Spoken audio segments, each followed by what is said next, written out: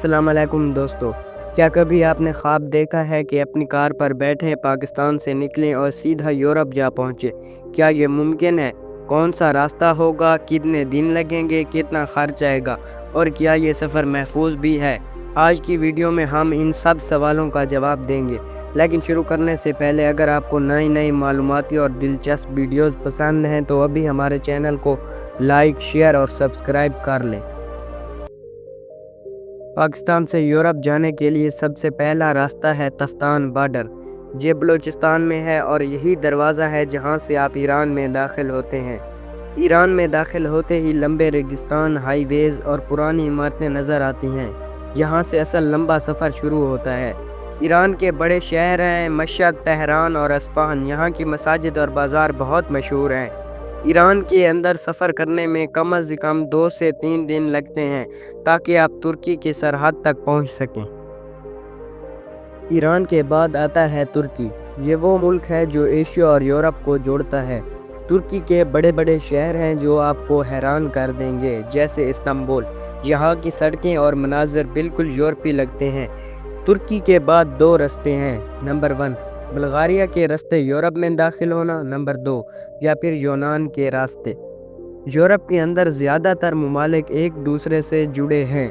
इन सब को Schengen zone कहा जाता है। एक बार इसमें दाखिल हो गए तो ज़्यादा बॉर्डर चेक नहीं होते। एक बार शेंगन जोन में दाखिल हों तो आप गाड़ी पर स्पेन, इटली, जर्मनी, फ्रांस और दर्जनों ममालिक घूम सकते हैं। ये सफ़र सिर्फ तब मुमकिन है जब आपके पास ये 3 वीज़े हों। नंबर 1 ईरान का वीज़ा, नंबर 2 तुर्की का वीज़ा, नंबर 3 शेंगन का वीज़ा। सवाल ये उठता है खर्च कितना आएगा? फ्यूल तकरीबन 7 से 10 लाख रुपए तक। वीज़ों की फ़ीस तकरीबन 2 से 3 लाख रुपए। खाना और रिहाइश आपके बजट के हिसाब से। अगर सफ़र तेज़ करें तो 10 से 12 दिन में यूरोप पहुंच सकते हैं, लेकिन अगर मज़े लेते हुए सफ़र करें तो ये ट्रिप 1 महीने या इससे ज़्यादा भी बढ़ सकता है। गाड़ी बेहतरीन हालत में होनी चाहिए। टायर, इंजन और ब्रेक सब मजबूत हों, वरना मुश्किल हो सकती है। अगर वीज़े और डॉक्यूमेंट्स मुकम्मल हों तो ये सफ़र बिल्कुल महफूज है, लेकिन तन्हा सफ़र करने की बजाय ग्रुप या फैमिली के साथ जाना बेहतर है। ये सफ़र सिर्फ मंजिल के लिए नहीं बल्कि रास्ते के लिए भी यादगार है। पहाड़, दरिया, खूबसूरत शहर और मुख्तलिफ कल्चर सब देखने को मिलते हैं। अब यहाँ पर सवाल ये उठता है कि रिहाइश कहाँ मिलेगी? आप होटल में रुक सकते हैं या अगर बजट कम है तो गाड़ी के साथ टेंट लगाकर कैंपिंग भी कर सकते हैं। मुश्किलात कौन कौन सी होंगी? लंबी ड्राइविंग, बॉर्डर पर चेकिंग और ज़बान का मसला। ये सब चैलेंज है, लेकिन एडवेंचर यही है।